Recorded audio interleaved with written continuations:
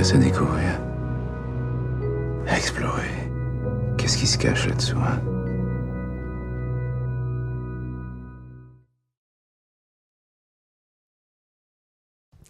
Nous sommes à l'Aquarium de La Rochelle, petit continent bleu, qui sert d'écran aujourd'hui, 24 août 2016, à la présentation en avant-première Oméga CGR du film L'Odyssée, biopic réalisé par Jérôme Salle, qui est ici avec nous, sur l'emblématique commandant Cousteau, interprété par Lambert Wilson, que je salue aussi.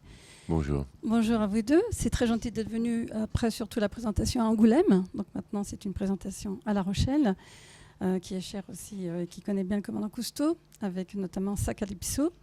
Je voulais vous dire comment est née une idée comme ça, Jérôme, surtout que vous avez des films d'action après Markowitz, voilà, Zulu aussi, hein, le dernier. Oui, absolument. Alors vous vouliez aller plus profondément découvrir d'autres choses ?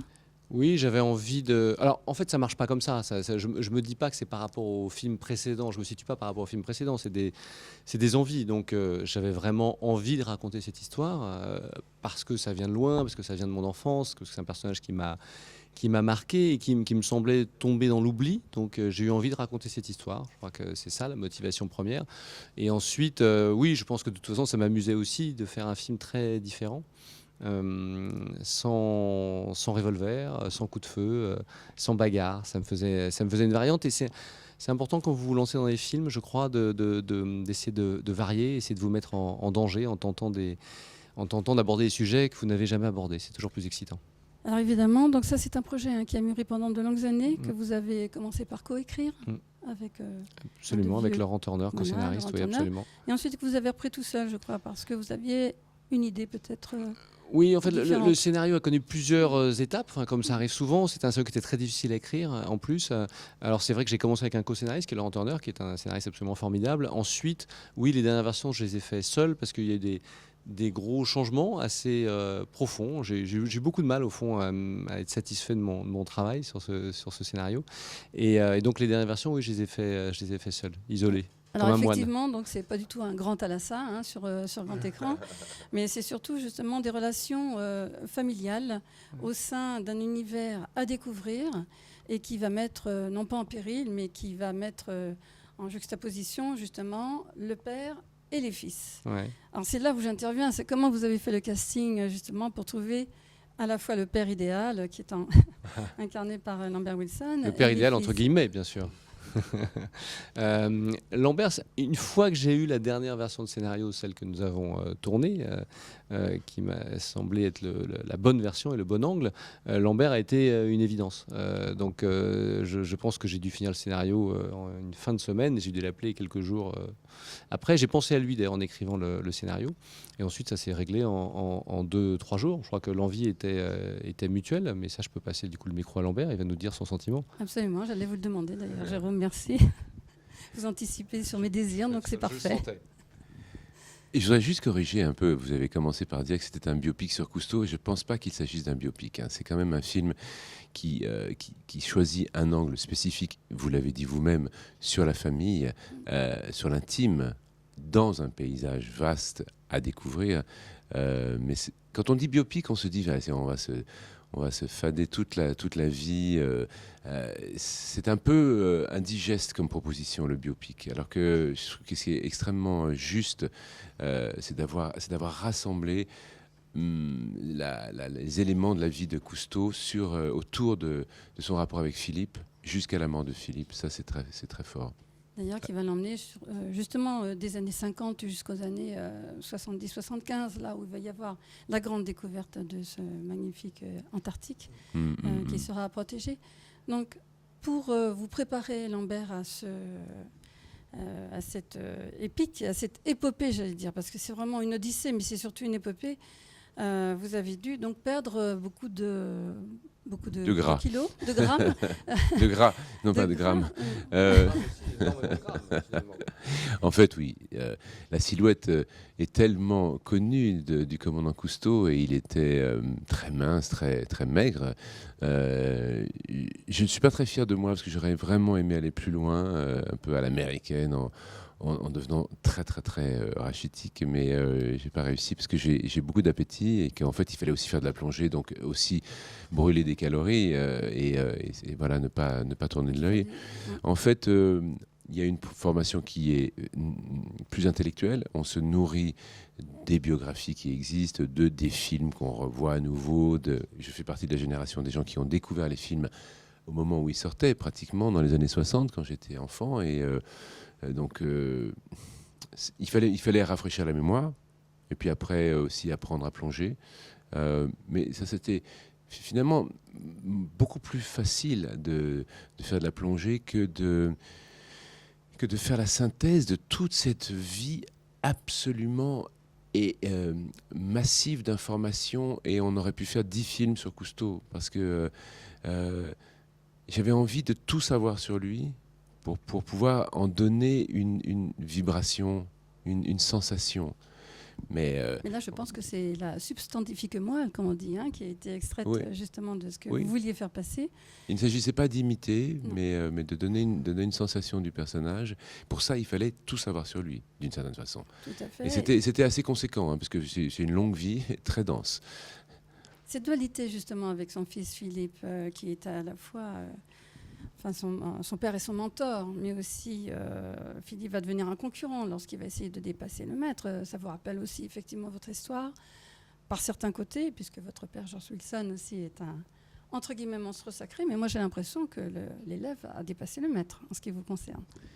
Ce n'est pas à moi de le dire, en tout cas. Ce que je retiens finalement dans les deux parcours de ces deux pères charismatiques et égocentriques, c'est qu'ils ont distribué à leur progéniture à un très jeune âge, c'était peut-être plus facile à le faire dans la petite enfance, quelque chose de totalement magique qui a porté Philippe et qui m'a porté moi-même ce goût de la liberté, ce goût de l'aventure, ce goût de l'excellence aussi. Et ça, c'est un viatique très précieux et qui manque peut-être souvent dans les familles. Alors après, c'est vrai que le combat a lieu quand on fait nos premiers pas sur leur terrain d'action, et ça devient une lutte très, très dure. Mais l'essentiel, je pense, c'est qu'ils ont étalé généreusement cette poussière d'or sur leur progéniture au départ. Alors ce film, c'est bien entendu effectivement les relations père-fils, mais c'est surtout aussi un film sur la future écologie qui n'est pas encore très connue dans les années 50, qui va finalement s'installer au cours des temps. C'est vrai que pendant les 30 glorieuses des années 50 à 70, donc on pouvait dire qu'on maîtrisait la planète complètement, que bon, il n'y avait rien à faire, qu'elle allait nous redonner vraiment tout par milliers de petites touches. Et puis finalement, on s'est aperçu que ces petites touches, nous, qu'on lui envoyait à travers nos rejets, nos déchets, étaient en train de tuer à la fois la faune, la flore et peut-être nous-mêmes. Donc je crois que ça a été un des premiers écologistes à la fin de sa carrière, surtout lorsqu'il a découvert cette Antarctique. Donc ça a été compliqué de tourner là-bas. Oui, alors par rapport à ce que vous avez dit, oui, bien sûr, ça a été un pionnier en matière d'écologie. Alors certains critiquent souvent son comportement dans les années 50, entre autres sur le monde du silence, mais je trouve que c'est ça qui est intéressant chez ce personnage. C'est-à-dire que Cousteau, c'est d'abord le dernier grand explorateur. Et or, cet explorateur, un jour, s'est aperçu que ce nouveau monde, au fond, qu'il avait découvert, était en danger. Et c'est ce parcours-là, nous, qu'on a eu envie de retranscrire, qui est intéressant. Après, l'Antarctique, c'est vrai que c'est un continent très symbolique et très important, qui est protégé. Et qui est protégé, ça a été un des derniers combats de Cousteau, qui a participé parce qu'il avait cette capacité à appeler le président des États-Unis ou le Premier ministre australien ou le président français à faire signer un moratoire qui protège l'Antarctique de toute exploitation industrielle, puisqu'on sait qu'il y a du pétrole là-bas, du diamant, etc., pour 50 ans jusqu'en 2048. Donc c'était très important pour nous d'aller tourner là-bas, et artistiquement, visuellement, parce que ce sont des paysages absolument sublimes qu'on voit dans le film, et symboliquement aussi, parce que c'était une façon aussi de lui rendre hommage. Donc, est-ce que ça a été compliqué de tourner là-bas? Oui et non. Ça a été un vrai défi. C'était un peu une folie au départ. Aucun film n'avait jamais été tourné là-bas, de fiction, de cinéma. Disons qu'on a tourné comme un court-métrage. On est parti à 14 et chacun faisait quelque chose d'autre que son travail premier, et que chacun portait les caisses, et que voilà, on faisait tous un peu quelque chose. Et en étant une équipe comme ça, soudée, Ça a été finalement assez simple. Voilà, on a traversé une tempête très violente, au même endroit que la Calypso d'ailleurs, 40 ans Mais plus tôt. votre bateau n'était pas en bois. Voilà, toute la différence. Et d'ailleurs, moi j'ai pensé, enfin je ne sais pas si tu as pensé aussi au milieu de la tempête, mais j'ai pensé effectivement à l'équipage qui était sur un bateau en bois avec le même genre de tempête violente qu'on a traversé. Et c'était effectivement assez insensé parce que je peux vous dire que bon, on a eu nos 80 nœuds, ce qui est 140 km/h.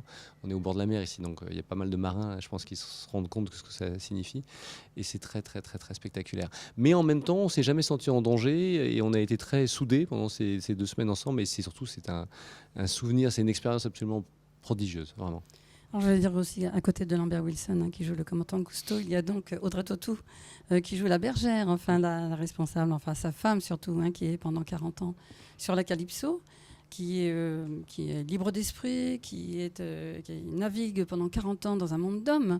Donc ça, c'était assez étonnant à voir. Et j'ai trouvé la performance d'Audrey Tautou assez exceptionnelle. D'humilité et puis de tout donner à son mari et puis finalement d'être peut-être un peu déçue et de lâcher ses garçons. En fait, on avait l'impression que ce couple voulait tout fuir, découvrir de nouveaux horizons, de nouveaux continents, mais surtout ne plus avoir le genre humain à ses côtés, y compris ses enfants. Oui, c'est une forme de liberté égoïste, en fait, je dirais. Je t'en parlais tout à l'heure. C'est des gens très, très libres. Iconoclaste et du coup effectivement relativement égoïste. Je suis pas sûr au fond que ce couple était fait pour avoir des enfants. Enfin d'ailleurs Gic, le commandant, le dit à un moment donné dans la scène face à face avec Philippe, mais je crois que c'est vrai. Je crois qu'en fait ils ont eu des enfants parce qu'à l'époque ça se faisait et puis d'abord au début un peu par accident parce que le premier n'était pas vraiment désiré. Elle était très très jeune. Je crois que Simone avait 19 ans quand Jean-Michel est né. Donc voilà, ils ont géré ça comme ils pouvaient. Mais il faut aussi dire qu'à l'époque, dans la bourgeoisie, le fait de mettre ses enfants en pensionnat parce qu'on devait partir à l'étranger, parce qu'on avait autre chose à faire, était quelque chose de plus admis, de plus commun que ça ne l'est aujourd'hui. Donc voilà, c'est plus choquant aujourd'hui que ça ne l'était sans doute à l'époque. Alors, moi, je voulais savoir, on parle beaucoup effectivement des personnages. On a aussi Jean-Michel, qui est un personnage tout en retenue, en douceur, et surtout, on a l'impression qu'il est complètement laissé pour compte, qu'il n'a jamais, que son père ne le reconnaît jamais. Donc, on a l'impression qu'il a énormément de souffrance en lui. Oui, c'est un personnage. Alors, c'est une partie. On s'arrête en 1979, donc dans la réalité de l'histoire des Cousteau, il y a une suite. Et Jean-Michel est devenu le bras droit de son père. Ils ont travaillé ensemble pendant des années, même si après il y a eu d'autres disputes. Bon, il y a beaucoup d'autres chapitres dans leur histoire. Effectivement, il y a eu à un moment donné, sans doute, il y a une plus grande proximité entre Gic, entre le commandant Cousteau et son fils Philippe.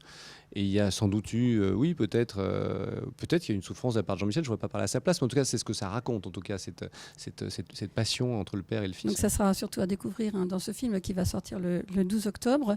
Juste un petit mot, vous venez d'Angoulême, il y avait la ministre de la Culture, Audrey Azoulay. La Calypso est repartie, une fois qu'elle avait été coulée à Singapour il y a vraiment très longtemps. Il est venu en 98 à La Rochelle, est reparti de 2007 à Concarneau. Et en fait, c'est finalement la Turquie actuellement où elle est en réflexion. Est-ce que vous pensez que la ministre va faire de la Calypso un patrimoine national ? Écoutez, j'en ai pas parlé avec elle. Je ne crois pas que ce soit actuellement à l'étude. Je pense que c'est la Fondation Cousteau, c'est Francine Cousteau qui maîtrise en fait la Calypso. Et donc, je ne sais pas exactement quel est le projet. Je sais qu'en tout cas, des choses se passent, ce qui est positif. La Calypso est en Turquie. Moi, je souhaite qu'une chose, c'est qu'elle navigue à nouveau. Mais je connais trop mal le dossier pour pouvoir m'exprimer dessus. En tant que fan de cet équipage, je serais ravi de voir le bateau naviguer, mais je ne peux dire que ça.